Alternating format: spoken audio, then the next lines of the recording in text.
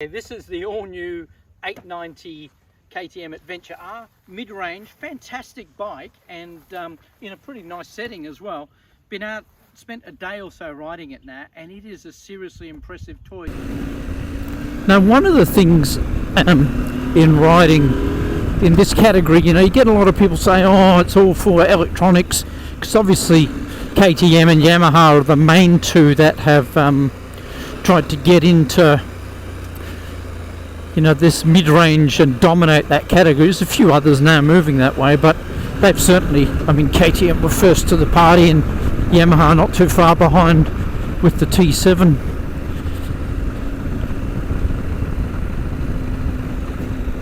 So, and to do that and make it really work, what they've done is worked with a lot of electronics, but it's not electronics that ruin the ride. And I know there's a lot of people, oh, you know, I don't want to be, you know, I want to just ride the bike. I don't want all this stuff. Two things is, firstly, you don't notice all this stuff. It just happens, which is seamless. And the second one is, for the vast majority of people, it makes you a better rider because you're getting some help. Now, if you look at the gold standard of adventure bike riding, which is probably Toby Price and maybe Chris Birch, then you know, those two guys, don't matter how much electronics, it won't make them a better rider. You know, they can cope. Their throttle control, their bike handling is brilliant. They don't need traction control, ABS, anything like that to help them become a better rider. For the rest of us, look, for the guy who hasn't ridden for 30 years and says, I'll go buy a bike, and decides this is the ideal, it's just a nice mid-sized bike, you know, I can commute on it, I can do all sorts of stuff on this bike, you know, it's my one bike in the shed, then it's going to massively help. And everyone else is somewhere in between, because it's so progressive now where you've got these different levels. You know, you can dial in, you know, 7 or 8 levels of traction control, you know, so you come out a corner like that, light it up, you think you're an amazing rider, and the thing is helping you the whole time. Yeah, so look, in one sense, you know, I don't like the thought of electronics that can be more to go wrong, but I do like the fact that they've become so good and so smart that they help you, you know, and they just, it might be once a year it you know, does the right thing and saves you, but it does let a whole group of different skilled riders get on one of these things and ride them with reasonable confidence, where if you turn it all off, it's a serious handful. You know, the thing's got ultimate rush, just beautiful like that, you know, dance it through everywhere. That's a really nice bike. The ergonomics on it are really nice. You feel like you can get a fair way forward and shift some weight over that front wheel if you need to, and getting up and back, you know, is pretty easy. You feel like you can really dial it through a corner nicely. What a perfect day, huh?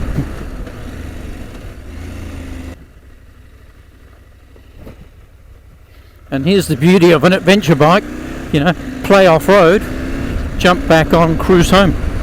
Pretty purposeful looking thing. It's got that very typical KTM front end on it, if you have a look there, which is not necessarily the prettiest, but it's yeah, it certainly has a really nice stance on the road. Spec wise, you know, I've got the WP Explorer suspension on the front. They've gone on this, interestingly, this time KTM are putting their own calipers. They haven't gone to Brembo, very Brembo-like, but I've got to say the braking on it is really good, and more than you'll ever need off-road. On the road works fantastic. So that's that design you'll be able to see here. So you see the tank design, how wide it is at the bottom versus up at the top. You'll see it from behind probably better.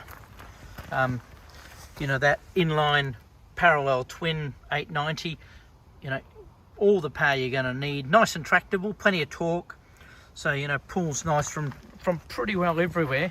Gets a bit chuggy in 6 gear if you're down too slow. So if you're sitting on maybe 80 and you put it into 6, feels like it's chugging a bit, but you know, it's more of an overdrive type gear. Have a look at it from the back here. You'll get an idea of you know, that it is nice and slim. And see, if you look down the way, you'll see, you know, how big or how wide the tank is at the bottom. Don't really notice it so much riding it, but what you do notice, you know, is when you're looking on the bike, sit on it, that you do feel like you're on a much narrower bike. Couple of things I'd comment. It's got the really nice, turn that on, got the really nice KTM Tft Dash, lots of features and functions to it, you know, so you can alter the traction control, you know, a whole bunch of levels. You can have ABS front only, totally off, or, you know, road full ABS on. Switchgear is the old generation, if you like, KTM. They've come up with a newer set of switchgear on the latest 1290 adventure bike and the latest 1290 road bike, and I think that works better. One of the really nice things about, it's not bad this one, but one of the really nice things about the new switchgear is on the other side, where this is just simple stop start. They've given you 2 custom buttons, so you can set up, you know, all the modes, the traction, the rally setup exactly as you want it. Just hit custom 1 and it defaults straight to what you've set, and likewise for custom 2. So if you want a real off-road, you know, hardcore setup, you can have that. And likewise, if you want just back to a nice cruisy road version, then you can hit custom 2. So I reckon that'll come on the next generation. Full adjustment on all the suspension, rebound dampening, same way that KTM normally do it. Yeah, come back around. And as I say, the front end's not necessarily for everybody, but yeah, I don't mind it. So if you were doing really serious touring, then I would go for the taller screen. If you planned on, you know, doing, you know, multiple day, you know, a few weeks or a few months of travel, get that taller screen. Just get a little bit, hits you just right under the visor. It's not annoying, but you know, if you were doing hours and hours every day, then you might want to look at that. There's a million options for the back of these things in terms of luggage, you know, soft luggage, hard luggage, racks for them, the Touratech type panniers that KTM are doing with some other brands as well. But yeah, it's definitely, you know, a really nice fit between, you know, the really small stuff that you wouldn't want to travel on and the big stuff that's just too much of a handful once you get in the sort of more technically off-road. So I think they're getting pretty close to that Goldilocks thing. One thing I'm going to say, KTM, seriously, like, it's a nice wide seat. I'll give them credit for that, but it might as well be made of the same stuff as the rack. It's like friggin' metal. It is so hard. Because it's wide, it's a bit more forgiving, but seriously, KTM, you go in their power parts, they're going to have beautiful seats that are comfy and you'll ride for thousands of kilometers. Why not just do it straight out of the factory? Give people something decent. It's not a motocross bike. It's not a hardcore enduro bike that you're going to stand up all day. You're going to sit on this thing and rack up some serious miles. Yeah, so look, on this sort of, you know, just little fire trials, it's ideally suited. Doesn't feel too heavy. You know, if it gets a bit, it's easy enough. Suspension handles it really well. You know, little things will jump nicely. It's all very compliant. Yeah, you've got plenty of power, as I say, to probably get you into and out of trouble. So let's talk about the real positives with it. The handling is fantastic. So suspension, the chassis, the dynamics of it, really nice, easy to flick around, easy to move, very, you know, stable. And so yeah, really good dynamics that way. The engine is a fun thing. It just, like that, just loves to spin up.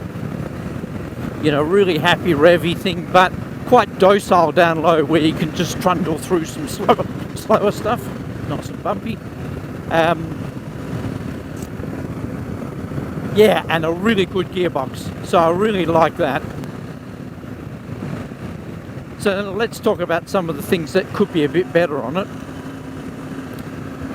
I think the you know, the switchgear is definitely an old generation. KTM have got better switchgear, and given the sort of price this thing's commanding, I think it probably deserves to have that newer switchgear that's a lot nicer, a lot better to use.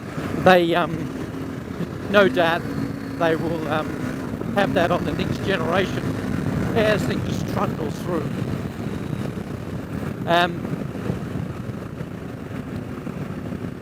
Yeah, as I say, the seat, I'm getting more used to it, but I just think it could be a bit more comfy.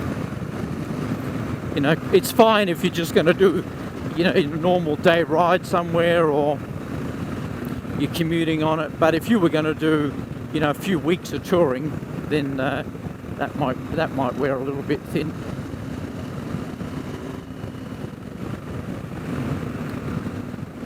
Yeah, I've become over the years really used to the KTM menu, but if you come from another brand, I think it's going to take you a little while to get the hang of it.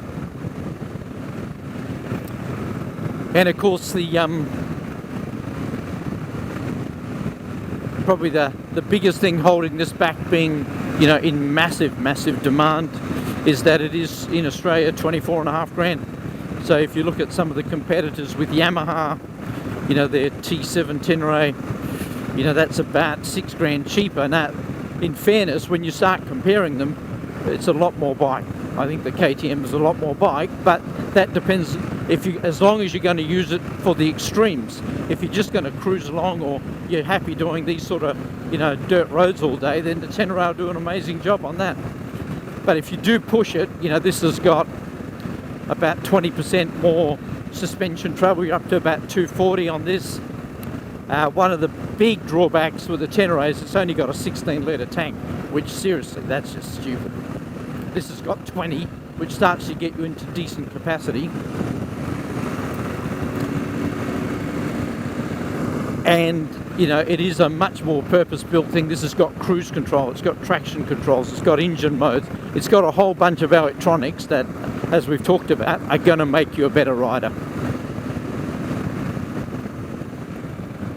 Interesting fact, the very latest Africa Twins are 1085, 1084 cc, and it's making 2 kilowatts less than this and 2 or 3 newton meters more. So that gives you an idea just how good the motor on this thing is, how efficient it is, and how much output you're getting from it. 200 cc's less and getting the exact same level of grunt. It's pretty impressive. One of the things you notice, highway speed sitting like this, 110, cruise control on, really comfy, little bit of buffeting.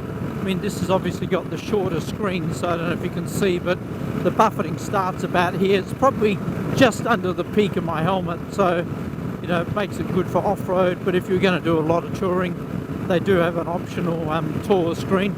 Might be a good idea. Instrumentation, everything's really clear to use that dash. TFT's neat and tidy, easy to use, and yeah, cruise works perfect. The quick shift on this is fantastic, super smooth, so that's a really nice feature. Done a great job improving that over the years.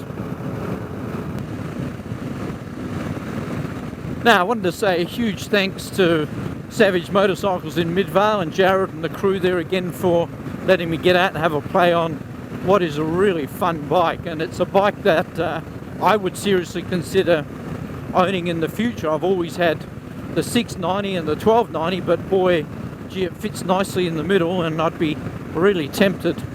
You know, it's easier to maneuver than the 1290, but you could do seriously big miles on this thing all day long. And when the going gets tough, it's got a fair bit of ability to cope with it that there wouldn't be much you couldn't tackle. So again, hey, thanks for tuning in. Gonna go and have a bit of fun.